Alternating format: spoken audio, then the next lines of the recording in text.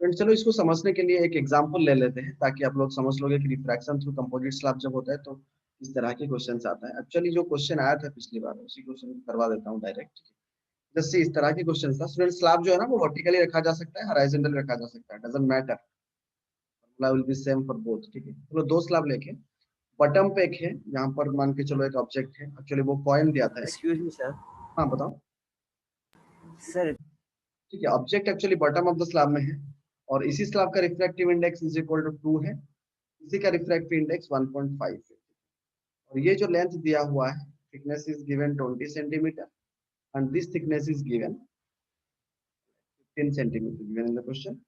और ये जो ऑब्जर्वर है ना, ऑब्जर्वर की मीडियम जैसे बता दें कि मैटर करता है, observer is equal to mu जिस मीडियम पे, जिस मीडियम का रिफ्रैक्टिव इंडेक्स 1.8 है। उसने पूछा है कि अपरेंट डेप्थ निकालो, फाइंड द अपरेंट डेप्थ। यहाँ पर ऑब्जर्वर है तो अपरेंट डेप्थ निकालो। क्या करेंगे अपरेंट डेप्थ निकालने के लिए? देखो यहाँ पर फॉर्मूला क्या किया हमने, T1 by mu1 relative, T2 by mu2 relative, T3 by mu3 relative। T3 तक नहीं जाएंगे, दो मीडियम है। T1 by mu1 relative, yes or no? That is it is equal to T1 by mu1 relative plus T2 by mu2 relative। That means equal to T1 कितना है students, यहाँ पर 20 centimetre है ना, इसको पहला मान लेते हैं T1, इसको T2 मान लेते हैं, इस मीडियम को mu2, इस मीडियम को mu1 एंड ये refractive index of observer, yes और no? That means T1 by हम लेंगे first medium by with respect to observer plus T2 by second medium mu2 with respect to observer, correct? So T1 कितना है 20 centimetre divided by mu1 कितना है 1.5, sorry mu1 is 2, 2 bye observer का कितना है 1.8, correct? Plus mu2 की T2 कितना है, देखो यहाँ पर 15 सेंटीमीटर, तो कितना लेंगे 15 centimetre divided by refractive index कितना है 1.5, 1.5 divided by 1.8। Now you solve, you will be getting the apparent depth। Okay, तो क्या होगा बताओ? सर apparent 36 सेंटीमीटर आ रहा है। क्या बेटा? 36। So solve, Yes, you will be getting apparent depth at 36 centimetre. ठीक है, अगर स्टूडेंट यहाँ पर डिस्टेंस ऐड कर लेता, if this distance is add, यहाँ पर डिस्टेंस ऐड नहीं किया गया है ना ऑब्जर्वर, मतलब ऑब्जर्वर यही कहीं पे है पास में, that distance is not given. अगर ऑब्जर्वर का डिस्टेंस भी दिया तो समझ रहे हो ना क्या करना है? ऑब्जेक्ट यहाँ पर है, ठीक है, ऑब्जर्वर का डिस्टेंस कुछ मायने नहीं रखता है, कितनी दूरी पर ऑब्जर्वर है 5 centimetre, that is not going to affect. तो अगर ऑब्जेक्ट का डिस्टेंस दे दिया स्टूडेंट्स तो पता है आपको क्या करना है? ये वाला जो क्वेश्चन मैंने किया था, मैंने यहाँ पर ऑब्जेक्ट का डिस्टेंस दिया था, लेकिन ऑब्जेक्ट एकदम बॉटम पे है, गेटिंग माय पॉइंट ना? ऑब्जेक्ट एकदम बॉटम पे, अगर ऑब्जेक्ट यहाँ पर रहेगा, थोड़ा नीचे अगर ऑब्जेक्ट होता, अगर इसको AR दे देता तो नो प्रॉब्लम, आप कर सकते हो डायरेक्टली, ये डिस्टेंस हम ऐड कर देते डायरेक्टली, क्योंकि refractive index of air is 1। ठीक है, अगर और कुछ मीडियम देता है यहाँ पर तो फिर हम उसको उसी तरह करते जैसे पिछले केस में किए। फ्रेंड्स और एक केस देख लेते हैं यहाँ पर, one face is silvered, one face silvered. मतलब ये क्या हो गया, एक थिक मिरर हो गया ना स्टूडेंट्स। वन फेस सिल्वर्ड मतलब वो जो ग्लास स्लैब को मैंने रखा था ना, वो जो ग्लास स्लैब को हमने रखे थे इस तरह, मैंने एक स्लैब एक सरफेस को क्या किया, मैंने सिल्वर्ड कर दिया। फ्रेंड्स ऑब्जेक्ट यहाँ पर है, ठीक है, लेट ऑब्जेक्ट इज हियर। तो ये ऑब्जेक्ट ऐसे गया, जब यहाँ पर जाएगा तो स्ट्रेट जाने वाला था, क्या होगा ना, स्ट्रेट जाने वाला था, it will go towards the normal, ठीक है, इस तरफ चला जाएगा थोड़ा, फिर यहाँ पर जाके क्या करेगा वो, रिफ्लेक्शन होगा यहाँ, फिर यहाँ तक आके पहुंच जाएगा, फिर यहाँ से निकलते वक्त कैसे जाएगा, it will go like this ना, this is the correct diagram, ray diagram. Yes sir. तो मतलब यहाँ पर क्या हो रहा है, एक रिफ्रैक्टिंग सरफेस है, एक रिफ्लेक्टिंग सरफेस है और फिर एक रिफ्रैक्ट है। तो उसने सीक्वेंस दिया था कि इस पिक्चर में क्या हो रहा है, actually refract reflect reflect refract हो रहा है। तो पहले क्या हो रहा है यहाँ पर स्टूडेंट, सीक्वेंस क्या है इसका, पहले रिफ्रैक्ट हो रहा है, ठीक है, रिफ्रैक्ट होने के बाद क्या हो रहा है, रिफ्लेक्ट हो रहा है, और रिफ्लेक्ट होने के बाद फिर क्या हो रहा है, अगेन रिफ्रैक्ट हो रहा है। फ्रेंड्स मिरर पे कल मैंने बताया था ना कि मिरर पे ऑब्जेक्ट अगर जितने दूरी पर ऑब्जेक्ट है इतनी दूरी पर इमेज बनता है ना, just image will B at that distance, yes और नो, गेटिंग ना? तो इसी ऑब्जेक्ट का इमेज रिफ्लेक्ट होने के बाद एक इमेज बनेगा ना, कहीं ना कहीं पे एक इमेज बनेगा ना। सर तो लेकिन स्टूडेंट लिखो, पहले केस में क्या हो रहा था, 2 बार रिफ्रैक्ट हो रहा था, लेकिन यहाँ पर अभी क्या हो रहा है, 2 बार रिफ्रैक्ट हो रहा है, बट एक्स्ट्रा एक चीज क्या हो रहा है, रिफ्लेक्ट हो जा रहा है। रिफ्लेक्ट। गेटिंग माय पॉइंट ना? तो कीप इन माइंड, अगर ये ग्लास का अगर टी थिकनेस है स्टूडेंट्स, तो अगर मैंने एक साइड को सिल्वर कर दिया, ठीक है, तो अगर एक डिस्टेंस x पे रखा गया है, दैट मींस अगर मैं, तो this is the case, just refract के ऊपर जोड़ दो। लेकिन एक टाइम पे क्या हुआ था स्टूडेंट्स एक्चुअली, और एक क्वेश्चन में बता रहा हूँ आपको, जो क्वेश्चन था उसको डायग्राम में मैं दिखा दे रहा हूँ, सो दैट आप कॉन्सेप्ट समझ जाओगे। फ्रेंड्स ये एक ग्लास स्लैब है, ठीक है, this is a glass slab, समझ रहे हो? ग्लास स्लैब का थिकनेस टी है, नो डाउट, समझ रहे हो ना स्टूडेंट्स? और ग्लास स्लैब का थिकनेस टी है, ऑब्जेक्ट यहीं पे है, और ये ऑब्जेक्ट जो है वो टोटल ये जो पीछे वाले मिरर से, पीछे वाले सरफेस से x दूरी पर है। Thickness of the glass slab is t, और ये डिस्टेंस कितना है, x minus T. x minus T, ठीक है। फ्रेंड्स देखो, अगर यहाँ पर हम देखेंगे इस कॉन्सेप्ट को, अगर देखेंगे तो ग्लास स्लैब का थिकनेस t है, t silvered at one face to form a thick mirror. Object जो प्लेस किया गया है, कहां से प्लेस किया गया है, x from the mirror surface से x दूरी पर रखा गया है। Getting my point? Then student image जो है वो शिफ्ट हो जाएगा किस तरफ, इसका जो इमेज बनेगा, पहले जो, तो पहले अगर ऑब्जेक्ट यहाँ पर था, इमेज अभी यहाँ पर बन रहा था, ठीक है, बट अभी जब जब मैंने यहाँ पर रख दिया तो क्या हो जाएगा, ये थोड़ा शिफ्ट हो जाएगा इमेज इस तरफ, image will be shifted here, so this is the shift. और ये शिफ्ट का अगर हम फॉर्मूला निकालेंगे, मतलब वो दिखाया था कि देखो ये ऑब्जेक्ट है, यहाँ से गया, तो एक कहीं पे ऑब्जेक्ट इमेज बन जाता, ठीक है, बट मिरर की वजह से क्या होगा, मिरर का क्या बनता है, वर्चुअल इमेज एक बनता है ना। Getting my point students? अगर आप मिरर रखते हैं ऑब्जेक्ट, तो इमेज इस तरफ बनता है ना, लेकिन ग्लास स्लैब में क्या होता था, ऑब्जेक्ट इस तरफ रखते थे और उसका इस तरफ ऑब्जर्वर था, इस तरफ ऑब्जेक्ट था, तो हम निकालते थे कि क्या शिफ्ट हो रहा है। बट जब मिरर रख देंगे तो शिफ्ट का फॉर्मूला जो है स्टूडेंट्स, शिफ्ट होगा, definitely it will be shifted, but mirror की वजह से क्या होगा, लेंथ डबल हो जाएगा ना उनके बीच में।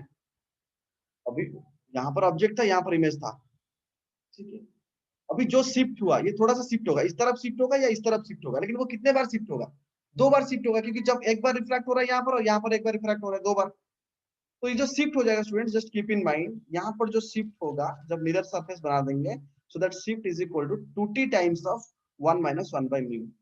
गेटिंग माय पॉइंट ना? Sir there will be two shifted, but दोनों शिफ्ट का लेंथ सेम होगा क्या? हाँ हाँ हाँ हाँ, शुरू करता हूँ, so न्यूमेरिकल वैल्यू के ऊपर आपका थोड़ा क्लैरिफिकेशन ज्यादा आएगा स्टूडेंट्स। मान के चलो ये एक ग्लास स्लैब है, ठीक है, ग्लास स्लैब का जो थिकनेस है ना वो 3 सेंटीमीटर है। Getting my point? और एक साइड को मैंने सिल्वर कर दिया, करेक्ट। और अभी क्या किया मैंने, ऑब्जेक्ट जो है ना यहाँ पर रखा मैंने, ये एयर है स्टूडेंट्स, एयर है, कुछ नहीं लेते हैं, एयर है, और ऑब्जेक्ट जो है वो 10 सेंटीमीटर की दूरी पर है। Getting my, getting the concept friends? Friends ये मतलब ये जो t और x है ना, ये डिस्टेंस में इसलिए दिखाया हूँ, मतलब ये डिस्टेंस बहुत ज्यादा गैप नहीं है, ये एक मिरर की तरह ट्रीट होगा, क्योंकि मैंने पहले इस, जब यहाँ पर ऑब्जेक्ट था तो क्या हो जाएगा स्टूडेंट, यहाँ पर इमेज बनेगा ना, इमेज विल बी हियर, इसको भूल जाओ, forget about this mirror. Object अगर यहाँ पर है तो इमेज यहाँ पर बनेगा ना, लेकिन जब मैं Yes, मिरर पे sir. इंट्रोड्यूस किया तो क्या हो जाएगा, ऐसे ही शिफ्ट होता है, इमेज नॉर्मली शिफ्ट हो जाता है, ऑब्जेक्ट जितनी डिस्टेंस पर है थोड़ी ना इमेज उतनी डिस्टेंस पर बनता है, नहीं बनता है ना, शिफ्ट होता है। तो दैट शिफ्ट का डिस्टेंस जो है वो क्या होगा, थोड़ा इस तरफ आ जाएगा, तो इसीलिए हम डबल ले रहे हैं। तो इस क्वेश्चन में मुझे बताओ, एक ये जो मैंने एग्जांपल दिया अभी बताओ, ये मिरर है, ग्लास स्लैब है जिसका थिकनेस 3 सेंटीमीटर है, एक साइड को मैंने सिल्वर किया, और यहाँ पर मैंने ऑब्जेक्ट को रख दिया 10 सेंटीमीटर की दूरी पर। तो मुझे बताओ यहाँ पर जो इमेज बनेगा, हाउ क्या होगा, इमेज कितनी दूरी पर बनेगा। एक क्वेश्चन को कर लेते हैं अच्छी तरह से, फिर आपको समझ पा जाएगा कि होता क्या है एक्चुअली, ठीक है। मैं नेक्स्ट स्लाइड पे जाता हूँ इस क्वेश्चन को बनाने के लिए, जस्ट सी फ्रेंड्स, देखो यहाँ पर रिफ्रैक्शन, रिफ्लेक्शन फिर रिफ्रैक्शन, तीनों कर देते हैं, आपको समझ पे आ जाएगा। यहाँ पर t इज इक्वल टू कितना है, 3 सेंटीमीटर, करेक्ट, यही लिए थे हम, है ना, लेकिन स्टूडेंट्स Yes, ऑब्जेक्ट sir. कितनी दूरी पर Please, था, 10 10 सेंटीमीटर ना, centimeter. 10 cm.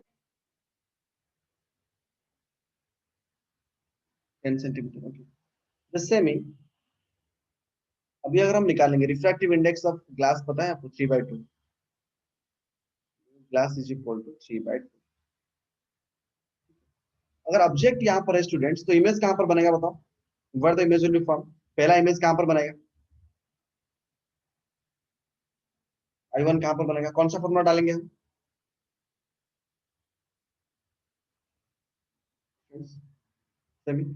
which formula will put here? Sir, we'll put 2t is equal to 1 minus 1 by u. Friends अभी मैंने एक चीज आपको बताया था, जो ये एयर दिया हुआ है ना, this is air, object distance कितना है 10 सेंटीमीटर है ना, तो मैंने बताया था ना म्यू जहां से इंसिडेंट रे जा रहा है, mu incident by U is equal to mu refraction by V, ऐसे लिखे थे ना कुछ यस सर, यस। पहले बताया था मैंने एक फॉर्मूला, मतलब मैं पहले केस के लिए यहाँ पर जो रिफ्रैक्ट हो रहा है कितना शिफ्ट होगा वही दिखाना चाहता हूँ आप लोगों को। म्यू एयर इज 1, ये 10 ले लेता हूँ करेक्ट, माइनस 10, उस साइड को माइनस लेते हैं, इस साइड को प्लस लेते हैं, is equal to refractive index कितना है ग्लास का 3/2 है ना, फिर कितना बन जाएगा V1 बन जाएगा। यहाँ पर अगर सॉल्व करेंगे तो V1 कितना आएगा देखो, मतलब इमेज जो बनेगा अभी इस ग्लास स्लैब के लिए कहाँ पर बनेगा image, I mean sir plus 50, minus 15 centimeter आ रहा है ना, माइनस 15 सेंटीमीटर, ठीक है नहीं, दैट मींस ऑब्जेक्ट जो 10 centimetre from the fast surface है, अभी इमेज फास्ट सरफेस है, कितने दूरी पर बनेगा, 15 सेंटीमीटर की दूरी पर बनेगा। Yes, sir. So then the shift is 5. That means ये फास्ट रिफ्रैक्टिंग सरफेस के लिए इमेज कहां पर बनेगा जाके, ठीक से देखो यहीं पे बनेगा, गेटिंग माय पॉइंट ना, यस। ध्यान से देखो स्टूडेंट्स, यहीं पे है चीज कि इस फास्ट रिफ्रैक्टिंग सरफेस के लिए इमेज जाके यहां पर बनेगा, तो हम लिए μ1 by u is equal to μr by v, correct. और ये डिस्टेंस कितना हो जाएगा अभी 5 सेंटीमीटर 5. टोटल 15 ना, तो यहाँ से यहाँ तक डिस्टेंस कितना होगा 5 सेंटीमीटर होगा ना, गेटिंग। Yes. सर और अभी चलते हैं, अभी नेक्स्ट रिफ्रैक्शन के बाद क्या होता है, रिफ्लेक्शन होता है ना, रिफ्लेक्शन, दैट मीन इस मिरर के Yes, लिए sir. अभी ऑब्जेक्ट कितनी दूरी पर है 5 + 10 + 18 सेंटीमीटर, तो इस मिरर के लिए कहां पर बनेगा, ठीक से देखो सेंटीमीटर, 18 सेंटीमीटर की दूरी पर इमेज बनेगा ना, Yes. Yes, sir. that means image will be very carefully students see, neither will see the recording later on, okay। तो अगर किसी को मुझे नहीं पता चल रहा है कौन समझ रहा है कौन नहीं, तो यहाँ पर जो I1 का रेप्लिका इमेज मिरर के लिए सेकंड रिफ्लेक्शन के लिए I1 यहाँ पर बनेगा, और ये डिस्टेंस कितना है 18 centimeter. समझ में आया। एंड दिस इमेज स्टूडेंट्स, ये जो इमेज है देखो स्टूडेंट्स, ये 8 है, ये 18 है, कहां से 18, टोटल यहीं से 18 बनेगा ना, Yes, ये डिस्टेंस 18 है ना students, this distance is 18, correct. फिर यहाँ से क्या रे रिफ्लेक्ट करके जाएगा, जब रिफ्लेक्ट करके जाएगा फिर यहाँ पर रिफ्लेक्ट होगा ना, सर Yes, sir. तो इस रिफ्रैक्टिंग सरफेस के लिए U क्या बन जाएगा बताओ मुझे, इस रिफ्रैक्टिंग सरफेस के लिए U क्या बन जाएगा, इस रिफ्रैक्टिंग सरफेस के लिए, मतलब अगर ऑब्जेक्ट, अगर ये इमेज ऑब्जेक्ट की तरह ट्रीट होगा तो what is the total distance for this refracting surface 21 ना, 21 सेंटीमीटर, 21.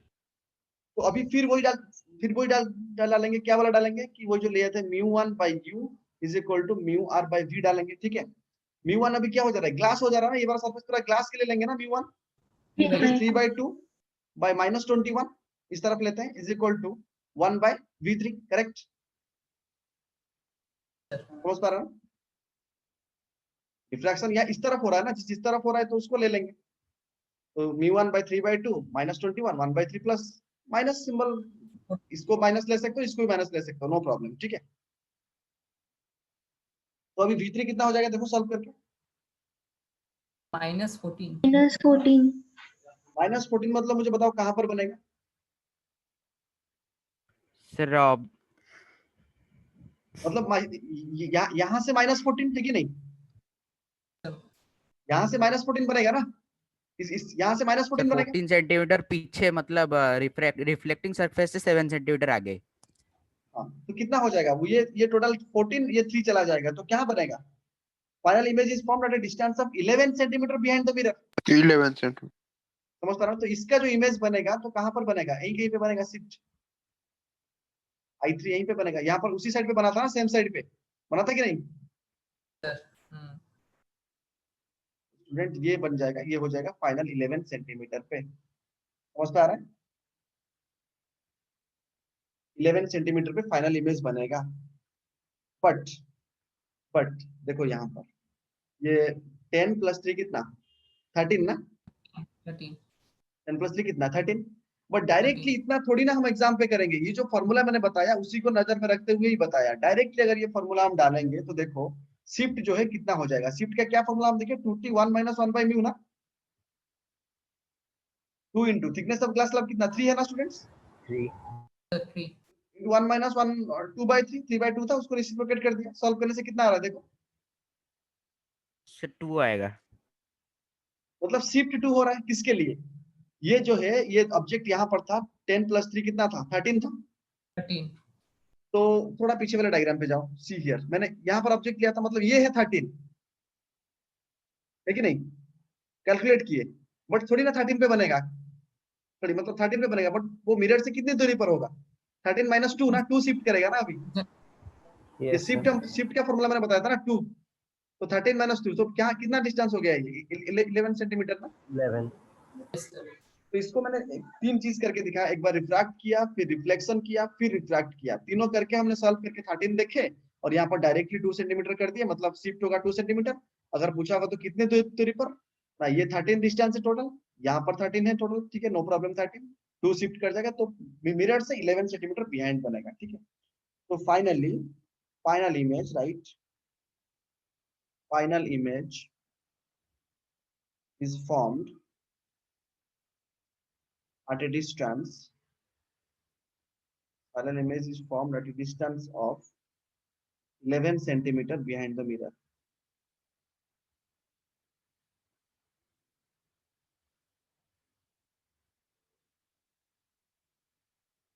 तो है इंपॉर्टेंट। ग्लास स्लैब को मैंने सिल्वर किया, करेक्ट, स्टेप 1। ऑब्जेक्ट 10 सेंटीमीटर की दूरी पर था। इसी फास्ट रिफ्लेक्शन सरफेस के लिए इमेज यहां पर बन गया, correct. That image will be treated as a object for this mirror in the second case. तो इसीलिए 10 प्लस 5 प्लस 3 18 सेंटीमीटर के इमेज बनेगा due to this, and that image will be treated as an object for this refracting surface, yes or no? यहाँ पर object था, यहाँ पर image बन रहा था, तो डेफिनेटली अगर यहाँ पर ऑब्जेक्ट, अगर ये रिफ्रैक्टिंग सरफेस है तो डेफिनेटली इसी साइड में इमेज बनेगा ना, गेटिंग माय पॉइंट। और वो हमने कितना कैलकुलेट किए, 14 कैलकुलेट किए Minus सब। 14. और जो 14 है वो यहाँ से कितनी दूरी पर है, 14 - 3, तो मिरर से कितनी दूरी पर है, 11। दिस टोटल डिस्टेंस इज 14, ये टोटल डिस्टेंस हो गया 14 I3। ये जो I3 हमने निकाला total is 14, but this distance is 3, तो मिरर से कितनी दूरी पर हुआ, 11। 11. तो जस्ट ये सीक्वेंस को याद रखो, इसके रिगार्डिंग एक ट्रिकी क्वेश्चन आ सकता है। Total internal reflection,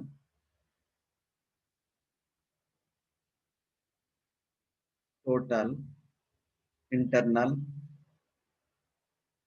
reflection, when you know when light goes from denser to rarer, it goes away from the normal, correct? This is angle of incidence, this is angle of refraction.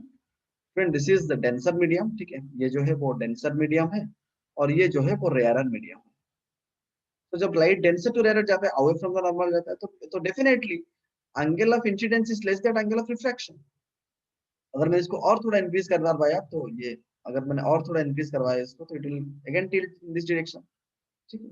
फिर ऐसा की situation आएगा कि ये यहाँ तक नहीं पहुंचा होगा, बट ये अलोंग द लाइन जाएगा, तो उसी टाइम पे एंगल ऑफ इंसिडेंस को बोला जाएगा critical angle. Critical angle is that angle of incidence for which angle of refraction is equal to how much students, 90 degree.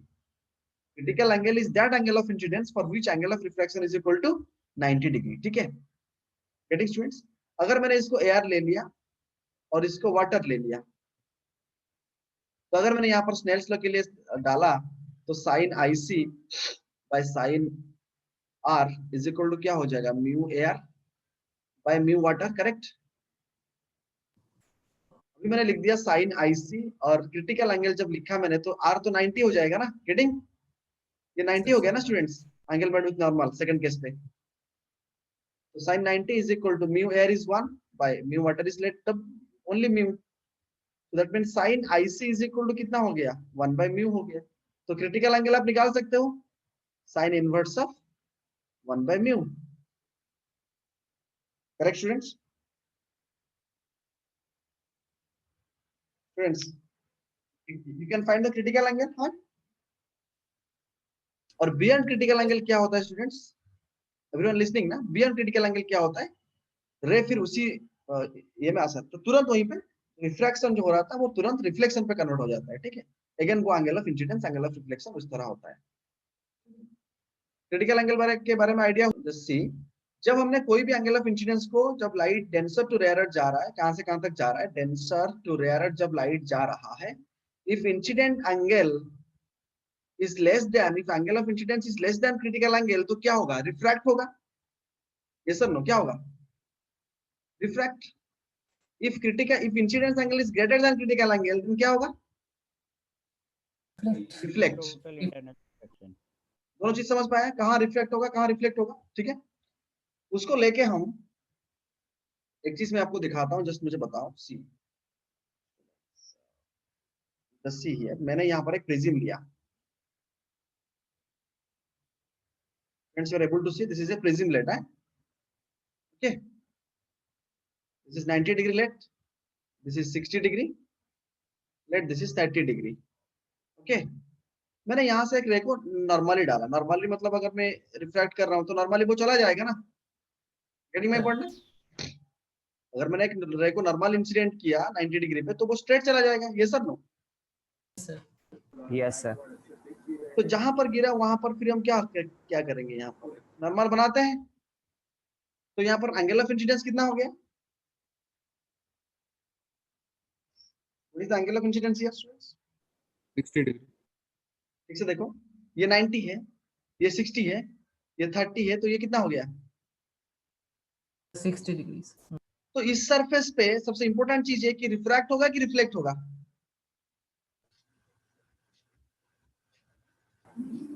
Students, this prism is made up of glass and critical angle for glass near about, you remember, 42 point something or 43, 41 like that, okay? ठीक है? Critical angle for glass is 42. Let. So this angle of incidence is greater than 42 or less than 42? Greater than Greater than तो ये 40. Refract होगा या reflect होगा? reflection. Sir, reflect होगा. Reflect होगा। तो मतलब एग्जैक्टली वो 60 डिग्री करके भागेगा। Getting my point? समझा ना इसके लिए स्टूडेंट्स? तो क्रिटिकल एंगल जानना पड़ेगा हर एक मटेरियल का। हाँ वो तो नहीं, हर एक वो दिया होगा, सिर्फ ग्लास प्रिज्म लिखा होता है, ठीक है? और वो भी लिख दिया होगा आईसी इज 42 डिग्री, इस तरह लिख दिया होगा, ठीक है? और ग्लास रिमेंबर 42, ठीक है? चलो उसी सर डायग्राम अगर वो दूसरे वाले मीडियम में एंटर किया वहां पे और कुछ नहीं होगा? हाँ मैं वो बताता जो हूँ, दूसरा वाला। सेकंड केस बताता हूँ। देखो यहाँ पर ये वाला एंगल अभी हमने ले लिया 60 डिग्री, ये वाला एंगल हमने ले अगर लिया 30 डिग्री, ठीक है? इक्वल टू क्रिटिकल एंगल तो हम क्या बोलेंगे? रिफ्लेक्ट हो रहा है या रिफ्लेक्ट हो रहा है? नहीं, अगर एग्जैक्टली क्रिटिकल एंगल है तो वो अलोंग द सरफेस चला जाएगा, ठीक है?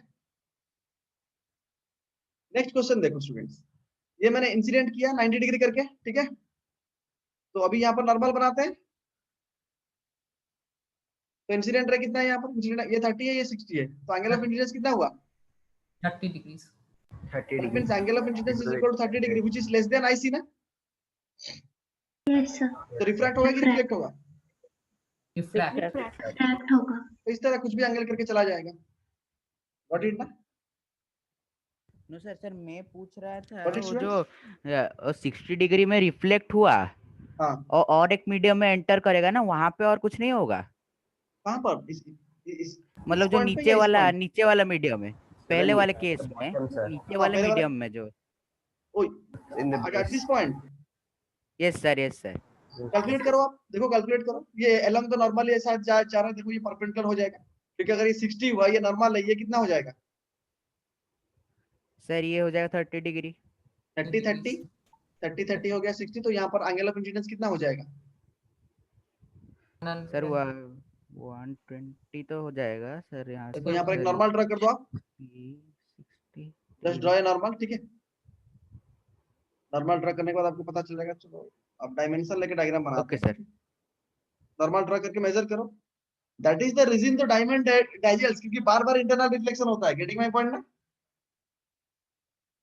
Yes, अगर sir. ये वाला केस Yes, पता चल sir. गया कि हाँ यार सर ये रिफ्लेक्ट हुआ, नो डाउट। अगर यहाँ पर फिर एग्जैक्टली 90 डिग्री ना होगा, अगर कोई भी एंगल गया और उसी सरफेस पे मैंने नॉर्मल बनाया दैट इज ग्रेटर देन 42, तो फिर क्या होगा, फिर वापस जाएगा इस तरफ। गेटिंग ना? That is the reason diamond Yes, digests sir. Due to total internal reflection, और टोटल इंटरनल रिफ्लेक्शन इसी की वजह से आता है। Getting my point? बस आपको दिखाने के लिए कि कौन सा वाला Yes, डायग्राम sir. कैसे होगा, कि इस तरह की जो प्रॉब्लम डायग्राम आता है और सॉल्यूशन डायग्राम्स आता है, तो चारों डायग्राम में से कौन सा एरर डायग्राम सही होगा। ठीक है, तो वहां पर कंसेप्ट दिमाग में होना चाहिए कि हाँ यार 42 है, या 42 से बियॉन्ड जा रहा है, या 42 से कम जा रहा है। Getting? उसी के ऊपर ही कॉन्सेप्ट बेस्ड है। Yes, sir. समझ लीजिए वाला कॉम्बिनेशन भी आया था। तो स्टूडेंट दो लेंस है मेरे पास, they are kept closer. Let इसका फोकल लेंथ f1 है, इसका फोकल लेंथ f2 है, इसका पावर p1 है, इसका पावर p2 है। तो स्टूडेंट कंबाइंड पावर हो जाएगा p1 plus p2, correct? 1 by focal length is equal to 1 by f1 plus 1 by f2. Just remember, अगर मैंने d डिस्टेंस अपार्ट लिया, चलो एक कनकेव ले लेता हूँ ताकि आपको नेगेटिव पॉजिटिव में भी सिंबल पता चल जाएगा। ठीक है, let I took concave, और उनका सेंटर टू सेंटर जो डिस्टेंस है ना, that they are kept at a distance d। वहां पर कॉम्बिनेशन ऑफ पावर कितना हो जाएगा, p1, इसका पावर मान के चलो p1 है, इसका पावर p2 है, इसका फोकल लेंथ f1 है, इसका फोकल लेंथ f2 है। p1 plus p2 minus d into p1 p2, that is 1 by focal length is equal to 1 by f1 plus 1 by f2 minus d by f1 f2. This is applicable only for parallel rays. ये दो cases बताता हूँ, question आएगा इसके ऊपर। ठीक है, और कटिंग के बारे में थोड़ा बता देता हूँ। Cutting of lenses, that is very important. Cutting of lenses, give me 2 minutes to finish. Cutting of lens,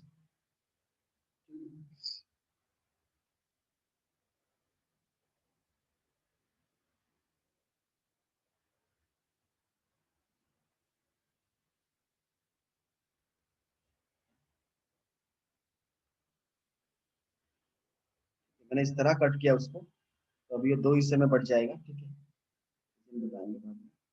तो यहाँ पर अगर ये फोकल लेंथ f था, इसका पावर p था, तो यहाँ पर स्टूडेंट्स कट करने से 2f हो जाएगा फोकल लेंथ, और पावर विल बी p/2। अगर फिर मैंने उसको वर्टिकली कट किया, इस तरह कट करने के बाद इस तरह कट किया, तो वो कोई बदलाव नहीं आएगा। It will be like this, ये इस तरह दिखेगा सारे, तो इसमें कोई चेंजेस नहीं आएगा। ठीक है, तो ये सारे का भी फोकल लेंथ 2f, मतलब वर्टिकली अगर मैं कट करता हूँ तो डबल हो जाता है ये, और पावर हाफ हो जाता है। अगर मैं हॉरिजॉन्टली कट करता हूँ तो कोई चेंजेस नहीं आता है। ठीक है, और स्टूडेंट कभी कभी क्या होता है, ये तो क्वेश्चन में तो ये नहीं पूछेगा ना हाफ हो रहा है या डबल हो रहा है, वो क्या करता है उसको लेके रीअरेंज करता है। मैंने क्या किया, एक लेंस को लिया, वो भी डायग्राम वाला क्वेश्चन बना देता हूँ, क्वेश्चन वाला डायग्राम। मैंने इसको कट करके, यह भी ऐसे ऐसे हो गया, दो हिस्से में बट गया। ठीक है, उसको लेके उसने कैसे किए, इसे रीअरेंज कर दिए, तो पावर क्या होगा, क्वेश्चन जो आता है। इसका पावर पी एफ एफ रहता है, जब हॉरिजॉन्टली कट करते हैं नो चेंजेस, लेकिन जब कंबाइन कर देते हैं दोनों को, तो पावर क्या हो जाता है, दोनों का जब कंबाइन कर दिया हमने स्टूडेंट्स, तो power is equal to 2p हो जाएगा, और focal length is equal to f/2 हो जाएगा। और अगर कभी कभी वो ऐसे भी पूछता है कि इस तरह रखे हमने आधा, और दूसरा पार्ट को हमने इस तरह रखा, तो नो चेंज। अगर फिर भी इसको अगर उल्टा करके रखे, इंटरचेंज करके, तभी भी पावर जो है, टोटल पावर जो है 2p हो जाएगा, और टोटल फोकल लेंथ जो है वो f/2 हो जाएगा।